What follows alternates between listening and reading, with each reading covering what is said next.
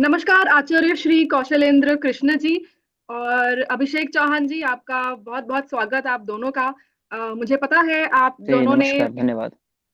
Yes जी, नमस्कार and thank you so much, बहुत धन्यवाद इस छोटे से इंटरव्यू में आने के लिए। और हमारा आइका प्लेटफॉर्म भी छोटा सा ही है और इसमें हम बड़े बड़े म्यूजिशियन से जुड़ने की कोशिश कर रहे हैं। अभिषेक जी उनमें से एक हैं, हमारे प्लेटफॉर्म के एस्टीम्ड मेंबर हैं वो। तो इस बारे में हम जानेंगे, आप लोगों के कोलैबोरेशन के बारे में जानेंगे। कौशलेंद्र जी, पहले मैं आपसे पूछना चाहती हूँ कि आपका इस जिंदगी में का जो कार्यकाल है, इसमें किस तरह के आपके, मतलब व्हाट आर योर ड्रीम्स, आपकी आपको क्या करना है? Because you look very young और इतने कम उम्र में ही आपने, आई थिंक, भारतीय शास्त्र में आपने काफी कुछ काम किया है। आपके काफी सारे लेख पढ़े मैंने, और आपका वेबसाइट है अपना, आपने अपनी एक पुस्तक भी प्रकाशित करी है। अपने बारे में थोड़ा सा बताइए, ये पुस्तक किस बारे में थी और आप निजी तौर पे भारतवर्ष में आप क्या करना चाहते हैं? जी, अगर भविष्य के विषय में हम चर्चा करें तो भविष्य का एक ही उद्देश्य है कि धर्म के मार्ग पर चलना और जितना हो सके धर्म का विस्तार करना। लोगों के मन में जो धर्म के प्रति भ्रांतियां फैली हुई हैं, क्योंकि भ्रांतियों के कारण ही अधर्म का उदय होता है। तो भ्रांतियों को समाप्त करना, क्योंकि हर एक ब्राह्मण का यही कर्तव्य होना चाहिए। क्योंकि ब्राह्मण जो है एक अध्यापक का कार्य करता है। उसका पूरा जीवन काल जो है वो अध्ययन करते करते अध्यापन का कार्य वो संपादित करे, यही उसका मुख्य कार्य होना चाहिए। तो बस हमारा भी यही उद्देश्य है कि जीवन में अध्ययन करते रहें, हर शास्त्र का अध्ययन करें, जितना हो सके उतना अध्ययन करें, अनुशीलन करें, गुरु के सानिध्य में करें। तथा साथ ही साथ कोई भी व्यक्ति, किसी भी व्यक्ति के मन में कोई भी भ्रांति धर्म के विषय में हो, शास्त्र के विषय में हो, जिसके कारण वो विपरीत मार्ग में जाने के लिए उद्यत हो रहा हो, तो उसको हम उस विपरीत मार्ग से हटा करके शास्त्र सम्मत मार्ग में, धर्म के मार्ग में, वेद प्रणहितो धर्मः, वेद प्रणहित मार्ग में, वैदिक मार्ग में उसको हम आगे बढ़ाएं, यही हमारा मुख्य उद्देश्य है। और जहां तक हमने ये सब प्रारंभ कब से किया, यह यदि हम्म। आपका प्रश्न है, क्योंकि जी। जीवन काल के विषय में आप प्रश्न कर रहे हैं, तो हाँ, इसके बिल्कुल। विषय में भी आपको, हाँ, इसके विषय में भी आपको बता दें कि प्रारंभ तो ये समझिए कि ब्राह्मण जो है वो जन्म से ही उसका प्रारंभ हो जाता है कि उसको ऐसा कुछ करना चाहिए। वो उसके संस्कारों पे निर्भर करता है, जैसे संस्कार उसको मिलते हैं उस अनुरूप वो कार्य करता है। कई लोगों को तो पता भी नहीं है कि ब्राह्मण क्या होता है वो ब्राह्मण, लेकिन ब्राह्मणत्व के विषय में उनको जानकारी नहीं होती है। किंतु हमारे पिताश्री, हमारी माता, तथा जिनका भी हमको सानिध्य मिला है, जितने भी गुरुजन हुए हैं जिनका सानिध्य हमको मिला, अग्रज लब्ध वर्ण गण जो हुए हैं, उन सब के कारण हमको ऐसा वातावरण मिला है कि बचपन से ही, और मुख्य रूप से ये समझिए जब से यज्ञोपवीत संस्कार इत्यादि हुआ, 5 वर्ष 7 वर्ष की आयु से ही शास्त्र का अध्ययन हमने प्रारंभ किया है। तो तब से ही हम्म। हम इस कार्य में अग्रसर हैं, शास्त्रों के अध्ययन में। श्रीमद् भागवत की कथा, अन्य अन्य शास्त्रों की कथा, कोई भी व्यक्ति किसी भी शास्त्र की यदि कथा करवाते हैं तो उनके यहाँ जाकर के उनको उस शास्त्र की कथा उनके अनुरूप, ताकि वो अच्छे से उसको समझ पाए। तो हम्म। यही कार्य हमारा मुख्य रूप से है। जी बढ़िया बढ़िया, इनफैक्ट हाँ, मैं आपसे रिलेट कर पा रही हूँ। मेरी हिंदी इतनी अच्छी नहीं है, सारे शब्द मैं हिंदी में ना बोल जी पाऊँ, उसके लिए मैं क्षमा प्रार्थी हूँ। आपने जैसे कहा कि जी वैदिक शैली के अनुसार हमें जानना चाहिए। इनफैक्ट इंडिया में ये एजुकेशन के सेक्टर में, मतलब जो शिक्षा का क्षेत्र है, उसमें कुछ लोग ऐसे, एक दो लोग ऐसे हैं, वो ये मतलब एक्सपेरिमेंट कर रहे हैं अभी कि बच्चों को जो शिक्षा दें वो वैदिक शैली में हो, ताकि वो साइंटिफिक भी है। और आपने जैसे कहा कि धर्म का अनुसार करके जो भी है, जो हमारा मूल है, तो उससे काफी उनको फायदा भी हो रहा है, तो बच्चे वैसे बड़े हो रहे हैं। बिल्कुल। या एंड इस पे मैं बाद में आऊंगी कि आपने जैसे कहा कि हिंदू हिंदू बस बोलते हैं लोग, बट जैसे अभिषेक जी का वो सॉन्ग है ना, राम राम बस कहता है, वो सॉन्ग का जो मीनिंग है मेरे को काफी अच्छा लगा था, उसके बारे में हम बाद में आएंगे। आप आपकी जो ये बुक है, पुस्तक है, अव्यांग भानु, ये किसके ऊपर है? इसको थोड़ा आप संक्षेप में बताएं। जी, देखिए, अव्यंग भानु जो पुस्तिका है ये सौरागम की पुस्तिका है। उस पुस्तिका के यदि मुख पृष्ठ को आपने देखा होगा, फ्रंट पेज को, तो वहां पर हम्म। सौरागम लिखा हुआ है, सौरागम, फिर नीचे में अव्यंग भानु इस प्रकार से लिखा हुआ है। तो जी। सौरागम देखिए क्या है, इसको पहले समझने की आवश्यकता है। हमारे सनातन धर्म में 5 उपास्य मूल देवताओं का वर्णन हमको प्राप्त होता है, जिसमें भगवान ब्रह्मा या सूर्य दोनों को एकत्व के साथ में माना जाता है, अर्थात ब्रह्मा और सूर्य एक ही हैं, इस प्रकार से माना जाता है। या ऐसे कहते हैं कि ब्रह्मा की जहां पूजा नहीं होने का वर्णन प्राप्त होता है, वहां पर सूर्य की पूजा का ग्रहण होता है।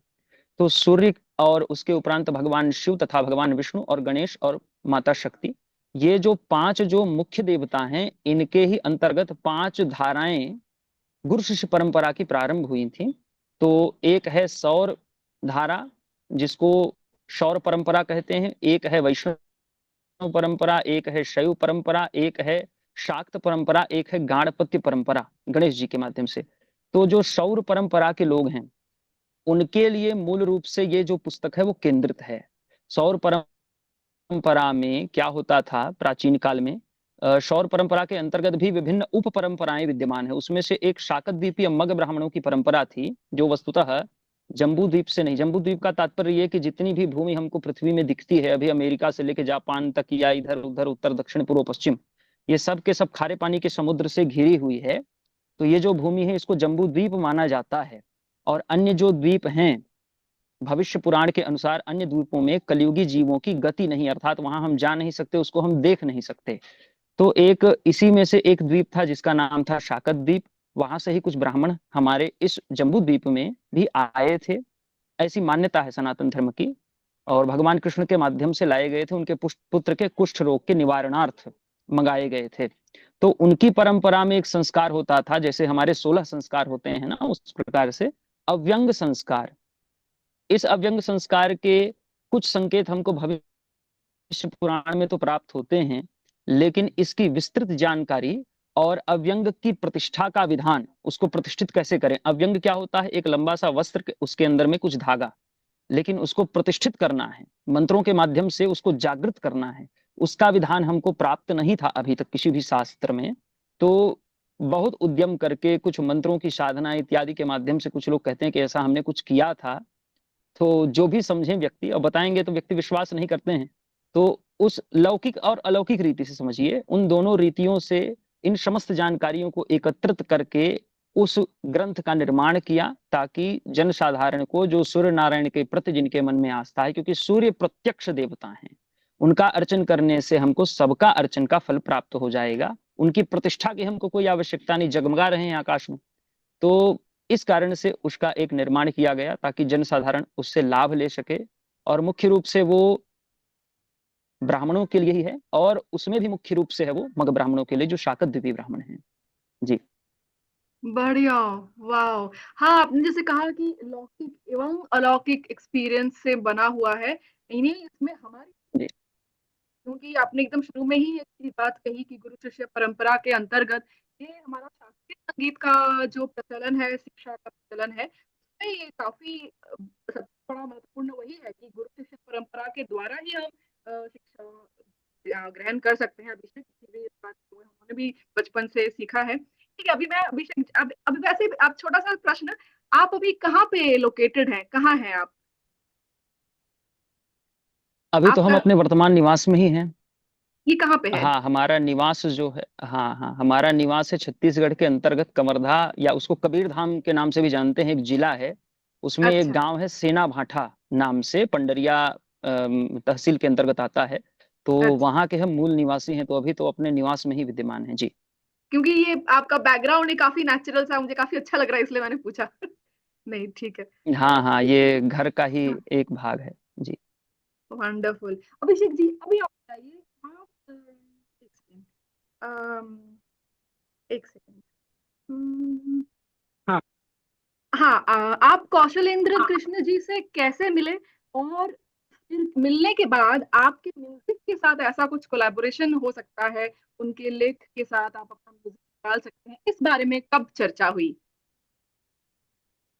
जी, तो रेशमा जी, कौशलेंद्र जी से मिलने का एक्चुअल में सोशल मीडिया के माध्यम से ही मिले थे। तो कौशलेंद्र जी के कुछ पोस्ट, होता क्या है, फेसबुक और यूट्यूब के एल्गोरिदम्स क्या करती है, एज यू ऑलरेडी नो, कि आप जिस टाइप का कंटेंट देखते या सर्च करते हैं उस टाइप के आपके सजेशंस आपको मिलते हैं। तो राइट। एक बार सजेशन कौशलेंद्र जी के कुछ पोस्ट मिले थे, तो there I found that he is a writer, मतलब वो बहुत अच्छा लिखते हैं, मतलब उनकी डेप्थ लिखने की बहुत बढ़िया है।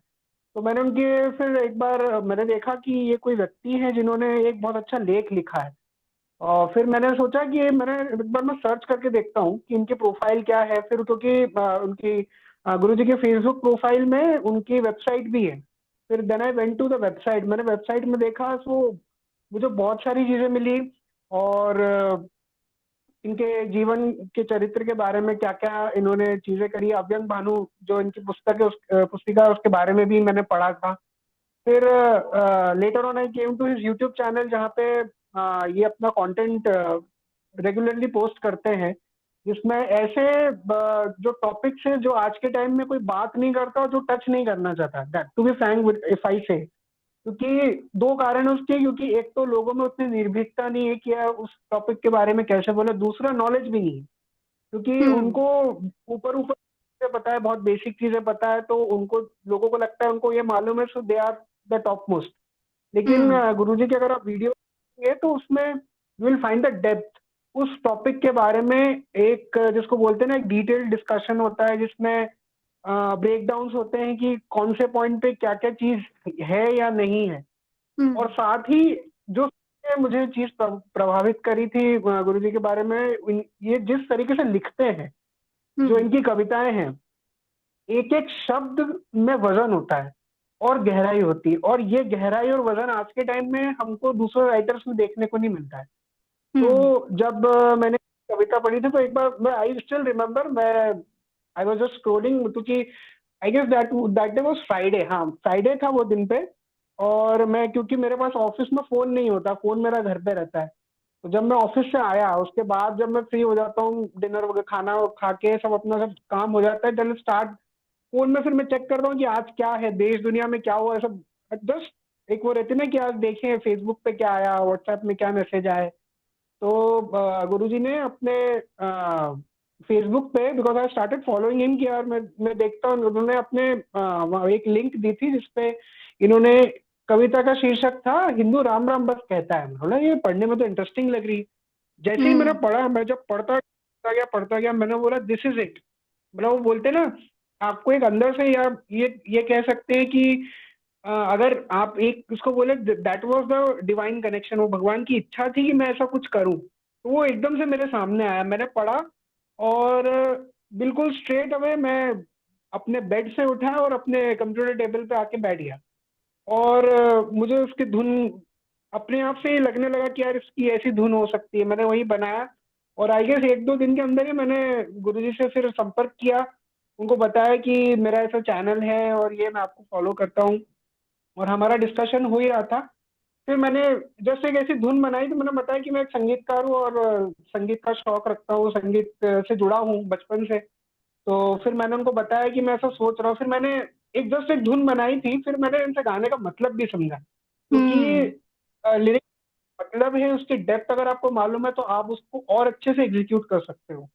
तो वहां पे मेरे भी बहुत से ऐसे कॉन्सेप्ट जो क्लियर हुए, और जो मैं बोलता ना वाइब्स मैच बोलना जिसको आज के टाइम में कहते हैं, हाँ हाँ। वो भी बिल्कुल कुछ हद तक मैं भी वही चीज सोचता था। मतलब जैसे अब किसी को हम बोलते थे ना, तो लोग मजाक उड़ा करे, क्या है तू जाना तेरा काम कर, ऐसा बोलते हैं, तू तेरा काम में ध्यान देना, तुझे ये सबसे क्या मतलब है। But from the bottom of your heart you feel नहीं यार, these things are not in right direction.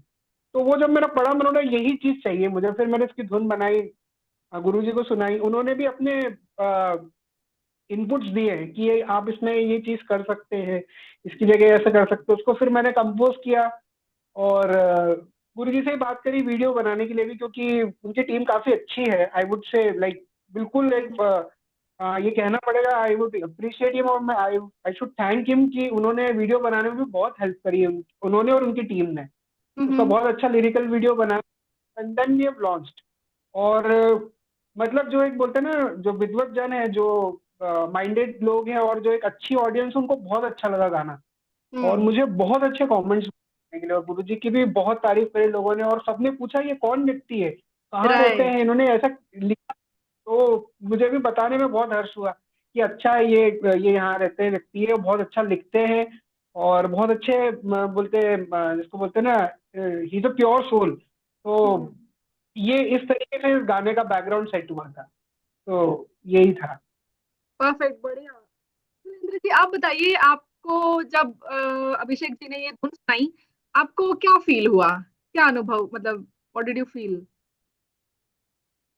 देखिए, कोई भी धुन जब होती है वो क्या करती है, एक लिखा हुआ जो एक पन्ना होता है जिसमें कोई कविता लिखी हो, कोई श्लोक लिखी हो, किंतु हम्म। उसको जब हम काव्य के रूप में गा करके उसको सुनाते हैं हम्म। तो ऐसा लगता है उसके साथ में एक प्रत्यक्षीभूत होने का अनुभव। प्रत्यक्षीभूत का तात्पर्य यह है कि आमने सामने होने का अनुभव होता है सुनने से, राइट। क्योंकि आप उसको पढ़ने से वो अनुभव नहीं कर सकते जो अनुभव सुनने से लगता है, क्योंकि उसमें स्वर हैं। और देखिए, जैसे कि आपने कहा गुरु परंपरा के माध्यम से ही हम भी सीखते हैं, तो ये जो हम्म। संगीत है वो कोई वैदिक परंपरा से भिन्न तो है नहीं, क्योंकि हम्म। साम वेद के अंतर्गत ही गांधर्व जो उसका उपवेद है उसी का ये अंग है।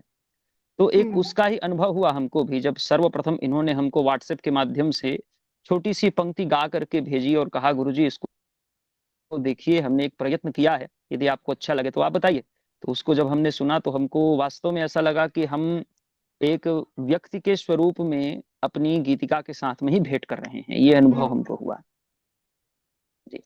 Very good, yes. और एक बात मैं अभी ध्यान दे रही हूँ, इवन दो आप वैदिक कल्चर में, आपने कहा जैसे ब्राह्मण धर्म के इस विषय में आप अपनी मतलब लेख लिख रहे हैं, मतलब काफी ट्रेडिशनल आपका काम काज का जो सिस्टम है, बट उसके बावजूद भी आप सोशल मीडिया को आपने मतलब त्याग नहीं दिया। इनफैक्ट आप सब चीज को लेके, आपका वेबसाइट भी काफी है, आपका यूट्यूब चैनल, तो ये आपकी जो चिंताधारा है, इससे मैं काफी इंस्पायर्ड हूँ। तो दिस इज वेरी नाइस। और नेक्स्ट एक आप जी दोनों का धन्यवाद। जो, हाँ, तो आपकी जो टीम है कौशलोदया, एक टीम है ना, यूट्यूब चैनल, जी। कितनी बड़ी टीम है आपकी? तो ये सब बच्चे आपके हेल्प करते हैं? हाँ जी, और बच्चे तो नहीं कहेंगे, उन सब की आयु हमसे अधिक है, अच्छा। हम उनके समक्ष बच्चे के तुल्य हैं। ओके। जी। तो क्या इनका मूल कार्य तो है भागवत इत्यादि कथाओं की व्यवस्था करना। भागवत हाँ। इत्यादि कथाएं जब होती हैं तो उनकी सबकी व्यवस्था देखना, संगीतज्ञ इत्यादि की व्यवस्था देखना, वो सब इनका मूल कार्य है। हम्म। किंतु जब हम लोगों ने सोचा, अन्य हम्म। कुछ भागवत वक्ता, अन्य जो भी अब कहिए मित्र कहिए उनको, शुभ चिंतक कहिए, उन्होंने हम्म। कहा कि आप एक काम करिए, यूट्यूब चैनल बनाइए जिसके माध्यम से, क्योंकि देखिए आज के समय में सोशल मीडिया में हर कोई व्यक्ति है, हम्म। तो व्यक्ति को वहीं पर जाकर के आप कैप्चर कर सकते हैं, भ्रमित व्यक्ति को जो हम्म। अपने स्थान में होगा, तो हम उनके ही स्थान में जाकर के हम प्रयत्न हम्म। करते हैं कि उनके मन में जो भी भ्रम हो शास्त्र के प्रति उनको हम दूर करें, ताकि वो भ्रमित न हो जाए, शास्त्र से विरुद्ध न हो जाए, हम्म। क्योंकि शास्त्र के प्रति भ्रम होते हैं, इसी कारण से कई प्रकार के कुपंथों का भी सृजन हो जाता है। बिल्कुल ऐसे बिल्कुल। ऐसे कुपंथ बन जाते हैं। हाँ बिल्कुल, वर्ण व्यवस्था के प्रति भ्रम उत्पन्न हो जाए तो वर्ण व्यवस्था का विरोध करने वाले कई प्रकार के ऐसे कुपंथ बन जाते हैं, द्वेष करने वाले कुपंथ बन जाते हैं, तो उनसे हमको बचाना है, हमको सबको सही करके लेकर के चलना है, कोई भी हटे नहीं अपने मार्ग से, ताकि हम्म। वह लौकिक और पारलौकिक दोनों स्थितियों में उन्नति को प्राप्त करे। हम्म। इसलिए हमने फिर वो जो हमारी टीम है, वो हमारी टीम फिर इसमें भी हमारा सहयोग की, क्योंकि हमको मोबाइल, और मोबाइल तो आज सब जानते हैं, किंतु हम्म। कंप्यूटर हो गया, अच्छा पुस्तक का निर्माण, पुस्तक की ग्रंथ भूषा, पुस्तक आप लिख दोगे वो तो ठीक है, हम्म। लेकिन उसको सजाना, पुस्तक के आकार में पृष्ठ प्रति पृष्ठ आपको उसको लिखना है, तो वो सब में सहयोग करने के लिए एक टीम चाहिए। तो बस वही हम्म। कार्य था, और उस टीम में लगभग ये समझिए 10-15 के आसपास लोग हैं जो अन्य अन्य कार्यों में बटे हुए रहते हैं। बिल्कुल बिल्कुल, मैं आपके ये कौशल देवा यूट्यूब चैनल भी का लिंक भी मैं शेयर कर दूंगी हमारे इस इंटरव्यू के साथ।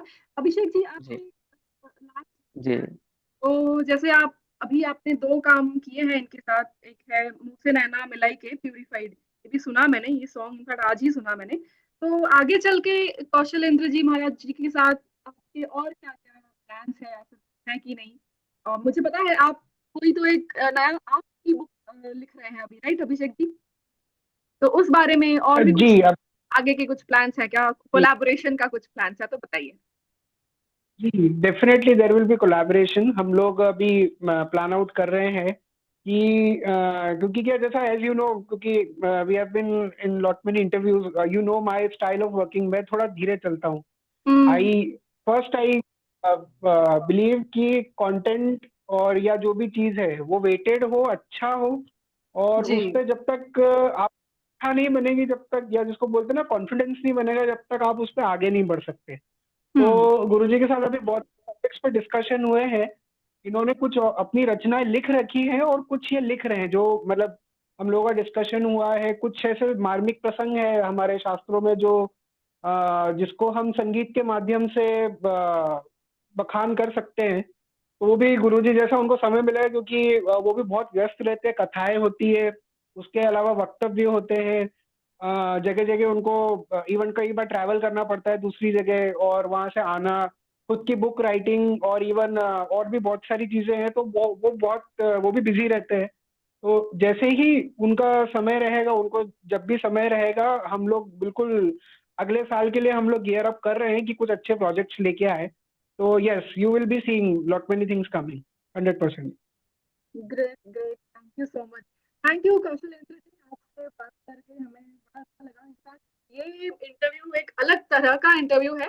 मैं ये एडिट करके डेफिनेटली शेयर करूंगी आपके लिंक्स जी वगैरह, और मैं चाहूंगी कि आगे भी आपसे बातचीत हो बिल्कुल। हमारी। धन्यवाद, नमस्कार। जी नमस्ते, जी, नमस्ते। नारायण, नमस्कार। नमस्ते।